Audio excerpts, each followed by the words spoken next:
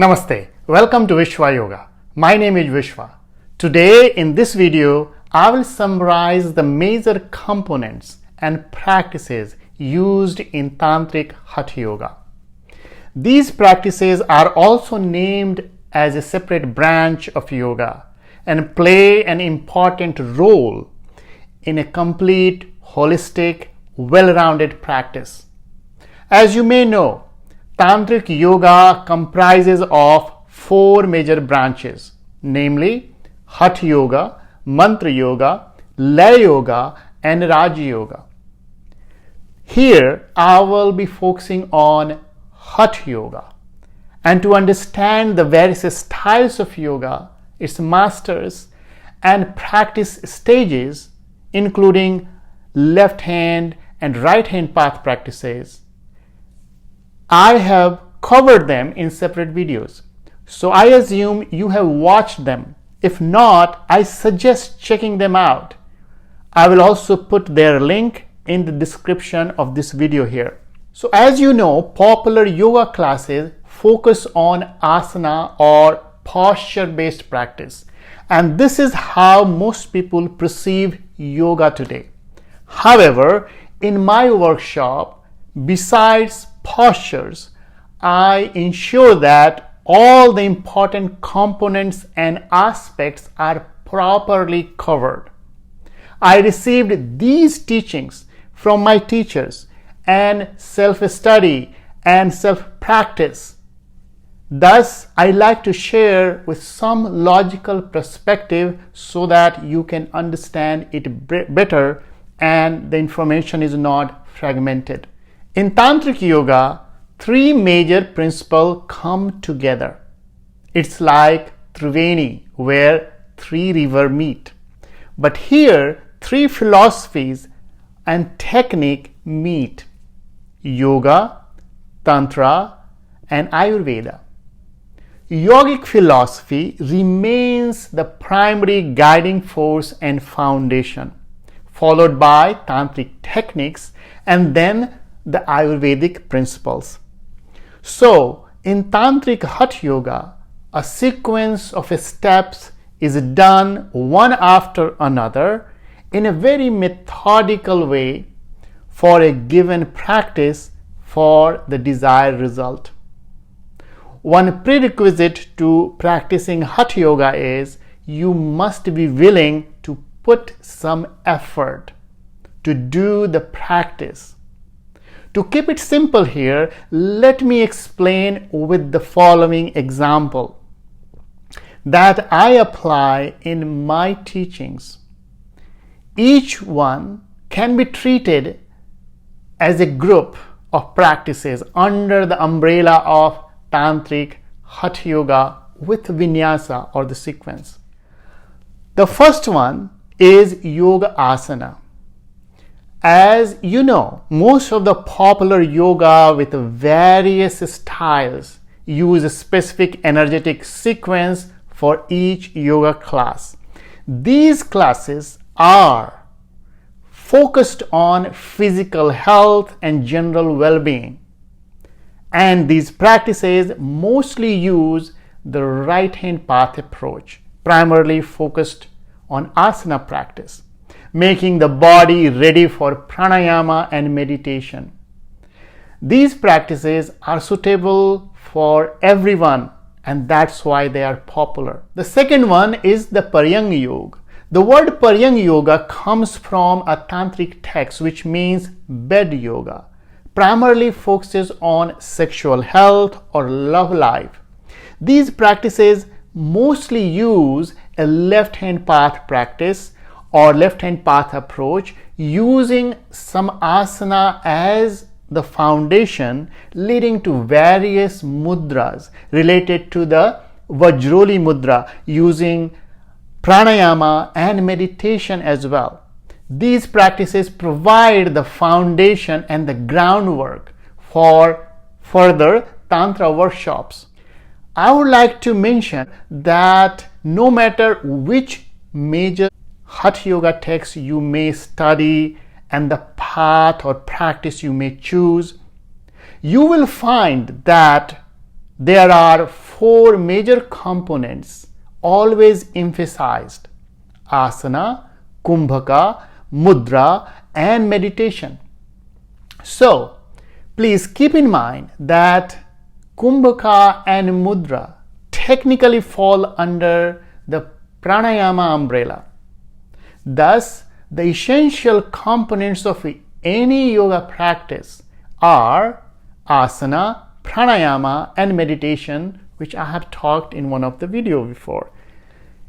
In the simplest terms, these practices emphasize the connection to our body, breath, and mind, or with our past, present, and future respectively. Now, moving to the third one is Prana Yoga, which primarily focuses on respiratory health and the nervous system. Prana Yoga utilizes classical pranayama along with the mudras, bandhas, as well as Nadi Yoga and Swara Yoga, which comes from Tantra, though those two are not that much emphasized unless you want to dive into. Prana Yoga can be practiced separately or with other practices. However, Prana Yoga fully blossoms in Laya Yoga. You know, prana means the life force. Thus, you can imagine its importance. Technically, it is much more powerful than yoga asana practices, though asana is needed as the foundation. So prana yoga is utilized in both right hand and left hand path practices across all forms of yoga. However, very few teachers use its power to induce in many of the popular yoga practices. Let's go to the next one. The fourth one is Dhyana Yoga, which primarily focuses on the mental and emotional health. It utilizes a variety of meditation practices, including Prana Yoga and Nadi Yoga, as supporting practices. So, you know, meditation on breath or using mantra are classical examples for all levels of practitioners. Meditation practices are done in both right hand and left hand path practices. However, Dhyana Yoga fully flourishes in Raj Yoga. Now, the fifth one is Yoga Nidra, which primarily promotes physical, mental, and emotional relaxation, improves sleep quality, reduces stress, anxiety, and fatigue. In Hatha Yoga texts, it is used as a pratyahara as well as meditation or dhyana practice. Or, for example, if you are tired or had a bad day, do a Yoga Nidra practice and experience the effect immediately. Yoga Nidra is mostly a right hand path practice. In Tantric texts, it is mentioned with the Yoga Nidra of Lord Vishnu. Now coming to the sixth one, Mantra Yoga. In Tantric approach, mantra, yantra, nyasa, and deity yoga are utilized in various practices. However, in the scope of Hatha Yoga, Mantra Yoga is used as a vehicle or a catalyst to expedite certain processes and also glue the pieces of the practice together. In general, spoken and mental chants of mantras are primarily used for connecting and directing the mind or energy in Hatha Yoga. Mantra Yoga is also used in almost all forms of yoga, including both left hand and right hand path practices. I hope this gives you an idea of how these different components and branches of yoga come together in Tantric Hatha Yoga practice. Hatha Yoga text also introduces other yogic practices, but they fit more appropriately into lay yoga discussion. So I will talk about them in another video, especially in lay yoga section. So the point here is that you must choose your practice wisely or take the help of a teacher to guide you. You should know how to use the tantric techniques to expedite the result, plus the basic Ayurvedic principles to adjust the practices based on your individual need or situation. Please keep in mind that no one practice is good for all and every stage or situation in life.